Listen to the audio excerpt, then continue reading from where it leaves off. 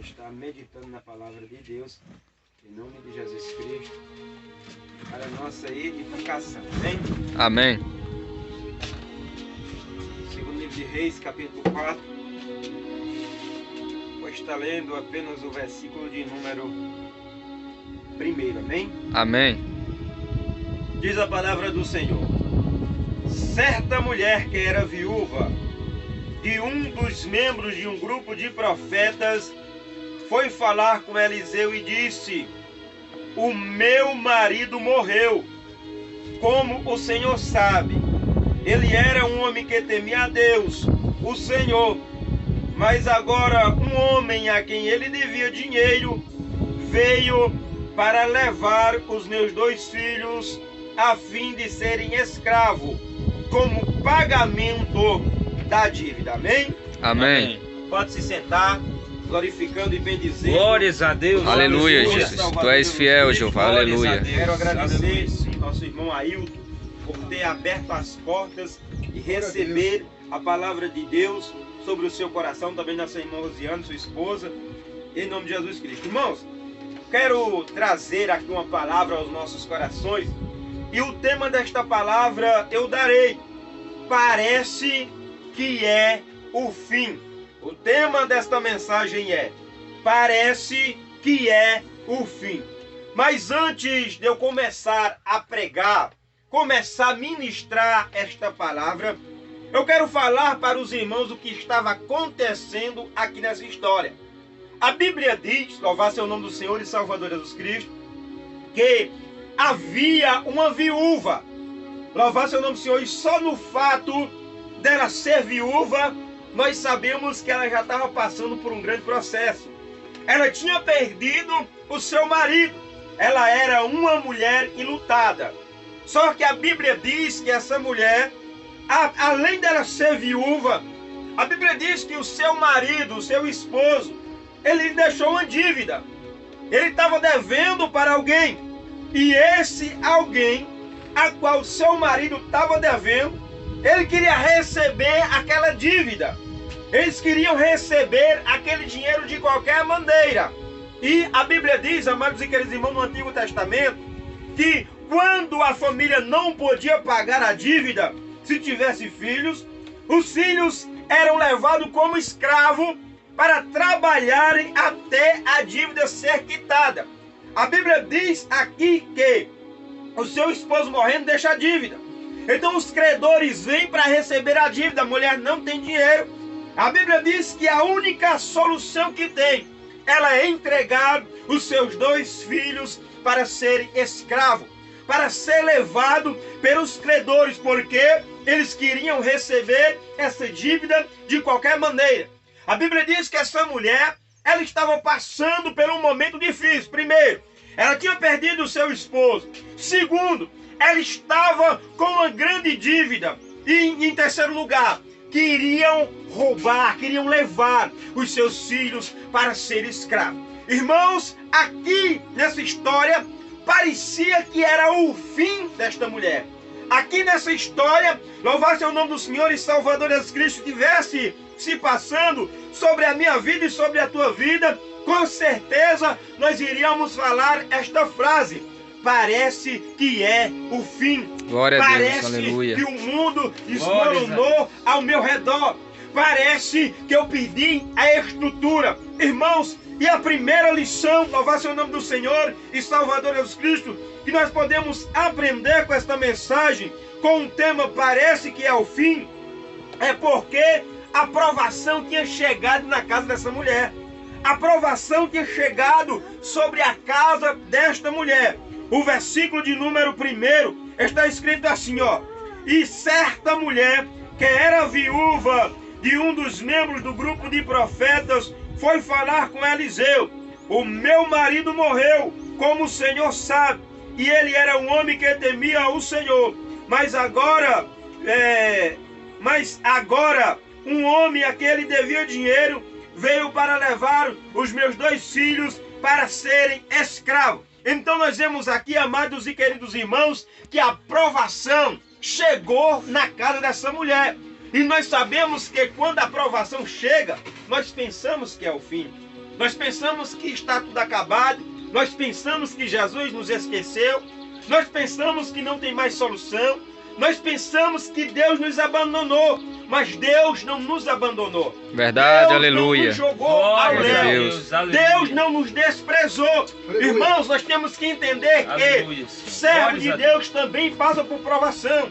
Servo de Deus também passa por momento de afronta. Servo de Deus também passa por momento de adversidade. Se nós somos de Gênesis Apocalipse, nós vemos homens e mulheres de Deus passando por provação, passando por problema dentro da sua casa, passando por problemas ministeriais, passando por problemas na família. Se nós formos olhar de Gênesis Apocalipse, nós vamos ver, irmãos, homens e mulheres de Deus passando por crise, passando por adversidade, passando por problema. Então aqui parecia que era o fim, por quê? Porque a provação tinha chegado dentro da sua casa. A provação tinha chegado sobre a sua vida, irmão. E nós temos que estar preparados para um momento de provação.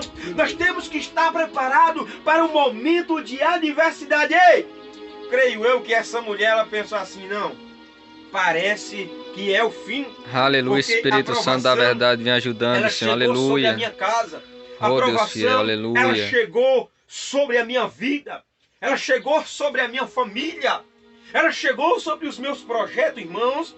Nós temos que estar preparados para um momento de provação. Porque, irmãos, nós só falarmos assim, provação, provação, provação. Mas é como o irmão Ferreira falou.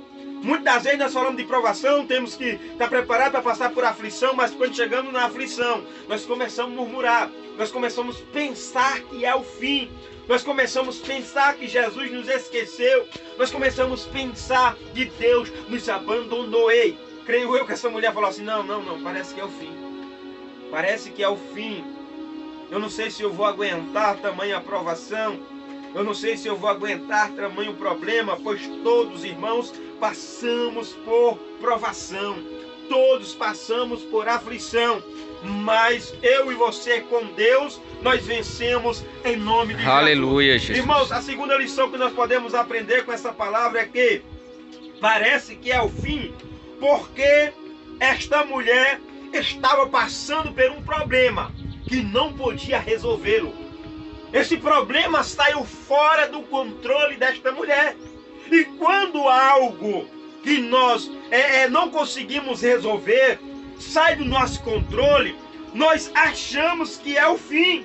Nós achamos, louvado seja o nome do Senhor, que não tem mais esperança, que não tem mais solução. Por quê? A Bíblia diz que a dívida era muito grande. A Bíblia diz que essa mulher não tinha poder aquisitivo para resolver aquele problema. O seu marido tinha morrido, já era um grande problema.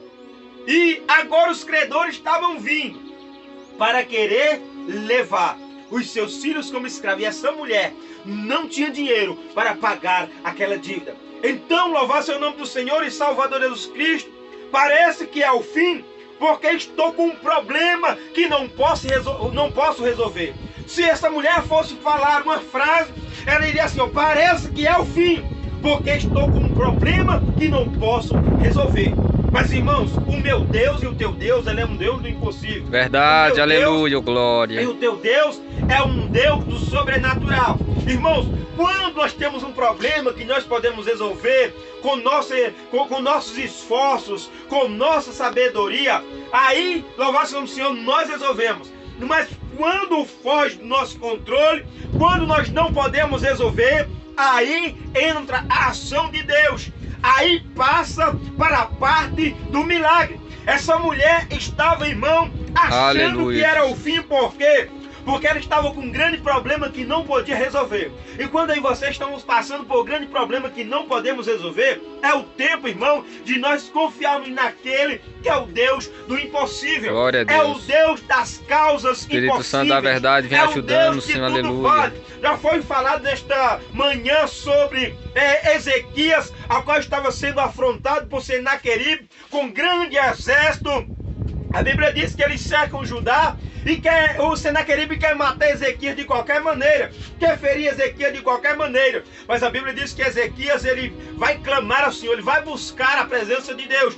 E quando Ezequias busca a presença de Deus, Deus, ele envia o socorro. Deus, ele envia o livramento. Ei, o problema desta mulher, diante dos seus olhos, era um problema qual fugiu do seu controle, mas não fugiu do controle de Deus. Ei, parece eita, que glória, é o fim, aleluia. porque esta mulher Radaracheca, lavai, odoriaçuri, chomanto, aleluia. Terceiro lugar, Santo tu és, Jeová, aleluia. porque querem escravizar a minha família. Se essa mulher, ela fosse falar uma frase, ela diria assim, olha, parece que é o fim. Por quê? Porque querem escravizar a minha família. Porque querem escravizar os meus filhos. Porque querem levar os meus filhos como escravos. Olha aqui na parte C do versículo 1, porque está escrito... mas agora o homem a que ele devia dinheiro veio para levar os meus 2 filhos a fim de serem escravos. Por que parecia ser o fim para essa mulher? Porque primeiro, louvado seja o nome do Senhor e Salvador Jesus Cristo, a provação chegou em sua casa. Em segundo lugar, porque ela estava com um problema que não podia resolver. E em terceiro lugar, porque queriam de um jeito ou de outro escravizar a sua família, aprisionar os seus filhos, levá-los como escravos. Irmãos, se essa mulher fosse falar outra frase, ela diria assim, ó, parece que é o fim, porque querem escravizar os meus filhos, querem levar os meus filhos como escravo. E é isso que Satanás ele quer. Ele quer escravizar, irmãos, a minha e a tua família.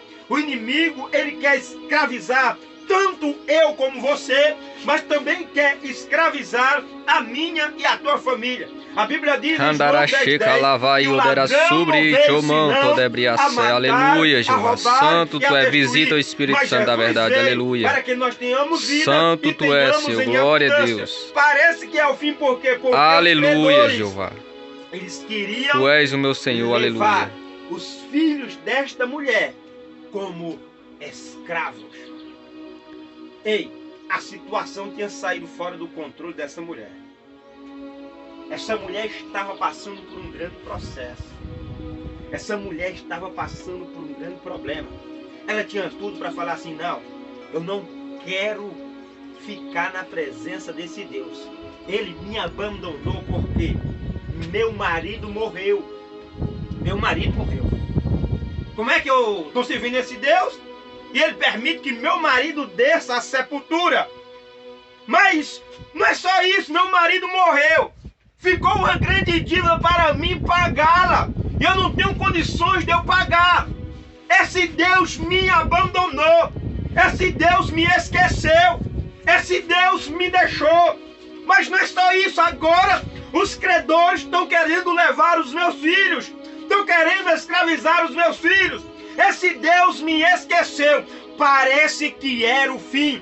Mas eu tenho uma palavra nesta manhã para falar para os corações dos amados irmãos que estão aqui presentes. Falar para o coração do nosso irmão Ailton, nossa irmã Rosiane, irmão Tiago, irmão Francival, irmão José. E não é o fim. Não é o fim para aqueles que temem o nome do Senhor. A Bíblia diz que aleluia, Jeová. Santo tu és, ó Deus eterno, aleluia. A Bíblia diz que ela não deu ouvido. Tu és o meu Senhor, aleluia. A Bíblia diz que ela pensou assim, falou assim, não, eu vou buscar quem pode trazer uma palavra de vitória. Eu vou buscar quem pode trazer uma palavra de esperança. Eu vou buscar aquele que pode me conceder uma direção. E a Bíblia diz que ela vai até quem? Até o profeta Eliseu. Essa mulher podia muito bem buscar apoio na sua família. Ela podia muito bem buscar apoio nas amizades. Ela podia muito bem buscar outros apoios. Ela podia muito bem conversar com qualquer outro tipo de pessoa. Mas a Bíblia diz que essa mulher, ela vai falar com aquele que tinha a solução para o seu problema. O profeta Eliseu, ou seja, essa mulher, ela buscou a presença de Deus. Glória no momento a Deus. de adversidade, no momento de aflição, no momento de angústia. Irmãos, muitas pessoas morrem na prova. Muitas das pessoas, louvar o nome do Senhor, perdem a vida. Muitas pessoas têm os projetos frustrados, sabe por quê? Porque no momento que é para buscar Deus, buscam outras fontes, busca outras direções, não busca aquele que tem a solução para o meu e para o teu problema. A Bíblia diz que essa mulher buscou o profeta Eliseu porque ela não tinha nada em casa para resolver aquele problema. E quando ela se apresenta diante do profeta Eliseu, a Bíblia diz que o profeta diz assim: me declara o que é que você tem em casa. A Bíblia diz que de imediato ela se analisa e fala assim: olha, a tua serva não tem nada. A tua serva está na miseridade. A tua serva está numa prova tremenda. A tua serva não tem nada em casa. Mas a Bíblia diz que depois que ela diz não tem nada, coloca uma vírgula. Vírgula é um espaço que ela dá para ela pensar no que ela tem em casa. Aí eu fico meditando. Ela pensou no que estava dentro, vamos supor, da geladeira. Naquele tempo não tinha geladeira, mas estou trazendo por dia de hoje. Pensou o que tinha dentro da geladeira. Pensou o que tinha debaixo do fogão. Pensou o que tinha lá no armário. Pensou. Falou assim: tua serva não tem nada. Aí ela lembrou, falou assim: não, lembrei, profeta. Tem um pouquinho de azeite em uma botija lá dentro da minha casa. Mas diante dos meus olhos, estou conjecturando, diante dos meus olhos isso não é nada. É só um pouquinho de azeite, é coisa insignificante. O profeta fala assim: olha, é daí que vai acontecer o milagre. Você vá, peça vasilhas emprestadas para teus vizinhos, vasilhas, não poucas. Tu vai, entra dentro da tua casa, fecha a porta. O Espírito Santo da verdade vem ensinando, aleluia, Senhor, glória a Deus, Senhor. Tu és santo, Senhor, por favor, ensina o Espírito Santo a gente, Senhor, aleluia. Pede vasilhas emprestadas a todos os seus vizinhos. Aí aqui também o Senhor traz um ensinamento ao meu coração. Para essa mulher pedir vasilhas emprestadas aos seus vizinhos, ela tinha que estar falando com eles. Ela não podia estar intrigada com ninguém. Ela não podia estar de cara virada com ninguém. Ela tinha que estar falando com todo mundo. E se ela tivesse intrigado com alguém, aquele dali era o momento para ela se reconciliar. Por quê? Se ela não pedisse vasilha emprestada, o milagre não aconteceria dentro da sua casa.